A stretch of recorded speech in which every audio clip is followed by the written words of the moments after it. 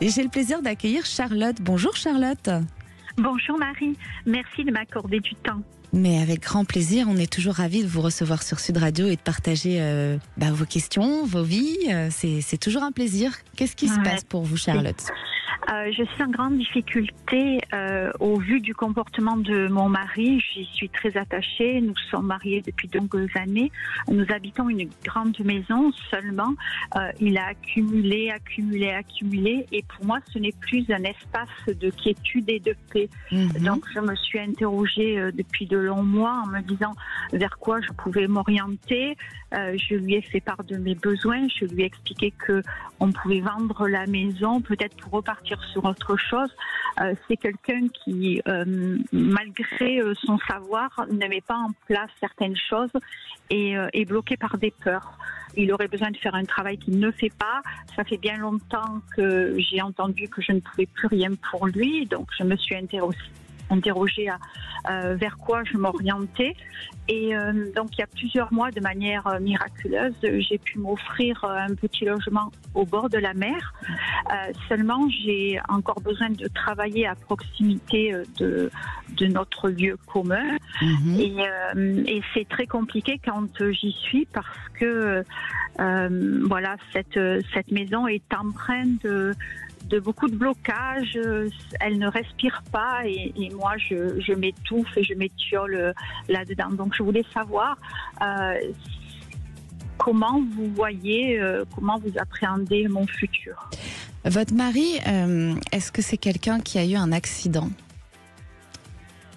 Il y a eu un choc, il y a eu quelque chose qui l'a marqué avec un mal-être derrière. Avec comment ? Je n'ai pas Avec entendu. Un mal-être, ça a engendré un choc émotionnel avec un mal-être, comme une prise de médicaments ou une dépression. Est-ce qu'il vit quelque chose comme ça ?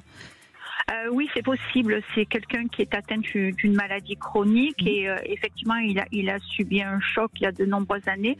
Et c'est quelqu'un qui, malgré qu'il soit très sociable et qui parle énormément, en fait, il ne s'exprime pas et il ne dit pas l'essentiel. C'est ça. Il ne parle pas de lui.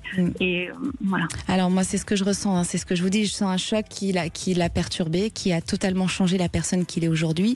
Et je ressens même une addiction peut-être aux médicaments dans le futur qui va être de pire en pire. En fait, il n'a pas envie de s'en sortir aujourd'hui, d'accord ?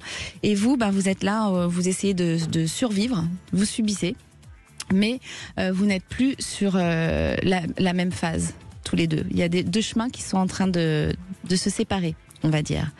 Alors vous avez toujours le libre arbitre d'essayer de le sortir de tout ça, mais je crois que vous avez fait beaucoup et aujourd'hui vous êtes épuisé. Et moi j'ai l'impression que votre vie va changer à partir du moment où il y a ce déménagement qui vous emmène à une sérénité. Même dans votre travail ça va être un apaisement parce que j'ai l'impression que même là-dessus il vous soutient pas. Il a complètement démissionné. Vous m'entendez ? Oui. Oui, absolument. J'entends et je digère ce que vous me dites. Oui. C'est sûr que c'est pas évident de se dire quand on aime quelqu'un, de se battre, d'essayer de le relever quand il est pas bien. Mais je pense que ça fait longtemps que vous l'aidez. Ça fait combien de temps que vous le soutenez, votre mari ? Je pense des décennies. J'ai toujours été le pilier de la famille et que, voilà, à un moment donné, ça a toujours été compliqué. C'est compliqué quand on gère la totalité du fonctionnement d'un foyer et puis comme de nombreuses femmes. Pour moi, s'il n'y a pas cet électrochoc, il va pas bouger, il bougera pas. Donc c'est où il y a un électrochoc où vous déménagez et il y a une nouvelle vie pour vous. Il y a plein de belles choses qui vous attendent. Merci. Voilà. Merci, vous nous donnerez des nouvelles. Oui, absolument. Merci beaucoup. Très bel après-midi. Merci, vous aussi. Merci. Au revoir. Merci, Marie.